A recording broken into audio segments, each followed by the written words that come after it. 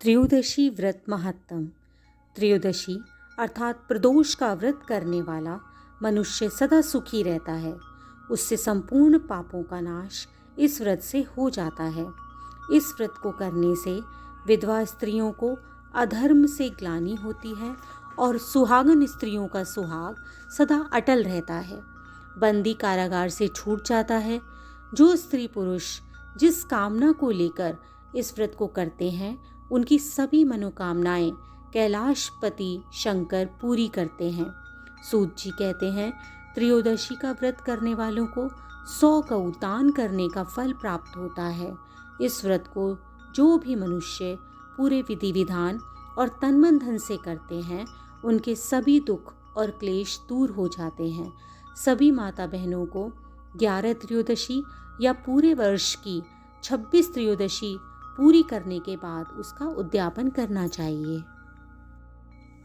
ओम नमः शिवाय। ओम नमः शिवाय। ओम नमः शिवाय। सोमवार त्रयोदशी अथवा सौम्य प्रदोष व्रत कथा। सूत जी बोले, हे ऋषिवरों, अब मैं सोम त्रयोदशी व्रत का महात्म वर्णन करता हूँ। इस व्रत को करने से शिव पार्वती प्रसन्न होते हैं।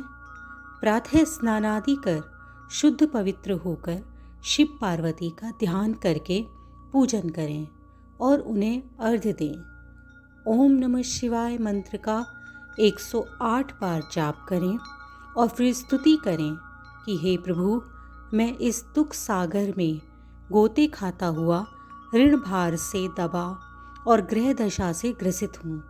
हे दयालु प्रभु, मेरी रक्षा कीजिए। शौनकादि ऋषि बोले, हे पूज्यवर महामते, आपने यह व्रत संपूर्ण कामनाओं के लिए बताया है। अब कृपा करके यह बताने का कष्ट करें कि यह व्रत किसने किया और उसका क्या फल पाया। सूत जी बोले, एक नगर में एक ब्राह्मणी रहती थी। उसके पति का स्वर्गवास हो गया था। कोई भी उसका धीर धरैया न था।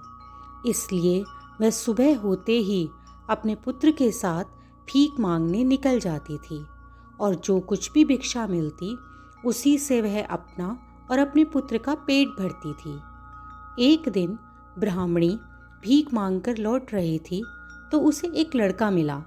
उसकी दशा बहुत ही खराब थी। ब्राह्मणी को उस पर दया आ गई।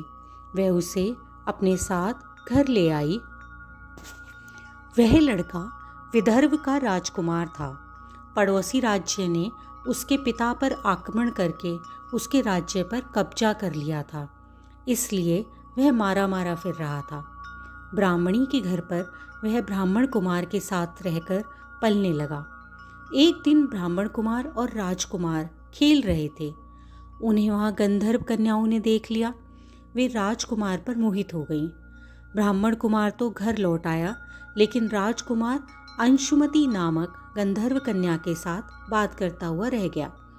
दूसरे दिन अंशुमति अपने माता पिता को राजकुमार से मिलाने के लिए लेकर आई। उनको भी राजकुमार बहुत पसंद आया। कुछ ही दिनों बाद अंशुमति के माता पिता को भगवान शंकर ने स्वप्न में आदेश दिया कि वे अपनी कन्या का विवाह राजकुमार के साथ कर दें। फलतः उन्होंने अंशुमति का विवाह राजकुमार से कर दिया। ब्राह्मणी को ऋषियों ने आज्ञा दे रखी थी कि वह सदा प्रदोष व्रत करती रहे। उसके व्रत के प्रभाव और गंधर्व की सेनाओं की सहायता से राजकुमार ने विदर्भ से शत्रुओं को मार भगाया और अपने पिता के राज्य को पुनः प्राप्त कर वहाँ आनंद पूर्वक रहने लगा। राजकुमार ने ब्राह्मण कुमार को अपना प्रधानमंत्री बनाया। राजकुमार और ब्राह्मण कुमार के दिन जिस प्रकार ब्राह्मणी के प्रदोष व्रत की कृपा से फिरे, उसी प्रकार भगवान शंकर अपने दूसरे भक्तों के दिन भी फेरते हैं। तभी से प्रदोष व्रत का संसार में बड़ा महत्व है। शौनक ऋषि सूत जी से बोले, कृपा करके अब आप हमें मंगल की कथा का और वर्णन कीजिए।